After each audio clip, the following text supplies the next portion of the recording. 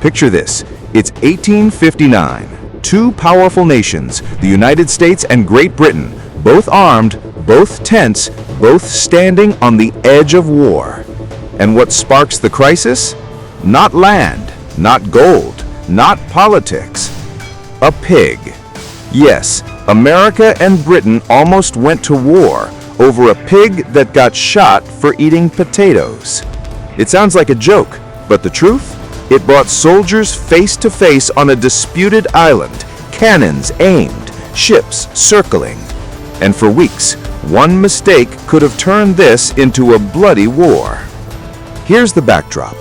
Between Canada and Washington State lies the San Juan Islands. In the mid-1800s, both Britain and the U.S. claimed them.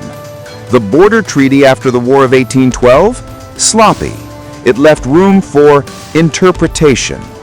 So on San Juan Island, you had two groups of settlers living side by side, British employees of the Hudson Bay Company and American homesteaders trying to stake their claim.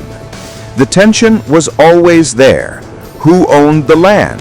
Whose laws applied? Nobody was quite sure. Then came the pig. On June 15, 1859, an American farmer named Lyman Cutler looked out at his potato patch and saw a pig. Not just any pig, a Hudson Bay Company pig, owned by a British employee named Charles Griffin. This wasn't the first time the pig had wandered into his garden, but this time Cutler snapped. He grabbed his rifle and shot the pig. When Griffin confronted him, Cutler said, "It was eating my potatoes." Griffin's reply? "It's up to you to keep your potatoes out of my pig." That single argument lit the fuse. Griffin demanded Cutler be arrested. American settlers backed Cutler, saying it was their land. The British governor of Vancouver Island demanded justice. The Americans called in the U.S. Army. And here's where it got out of hand. U.S. soldiers under Captain George Pickett landed on the island to protect American settlers. The British responded by sending 5 warships with over 2,000 men. Picture it, tiny San Juan Island caught between muskets, cannons, and warships, all because of one dead pig. For weeks, tensions built. Soldiers camped just a few hundred yards apart. Both sides refused to back down. A single gunshot could have triggered war. But then came a crucial twist: leadership. The British Navy commander, Admiral Robert Baines, looked at the situation and said, "Good God, a squabble over a pig?"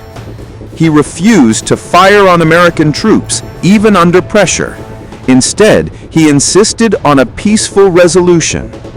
American General Winfield Scott arrived soon after, negotiating a joint military occupation. Each side kept about 100 soldiers on the island. A tense peace, but no blood spilled. The standoff lasted 12 years. Yes, 12 years of joint occupation, soldiers from both sides living awkwardly side by side until an international tribunal finally awarded the islands to the United States in 1872. So let's return to the beginning. America and Britain, nearly at war, cannons loaded, soldiers ready, a spark away from bloodshed. And all because one farmer shot one pig.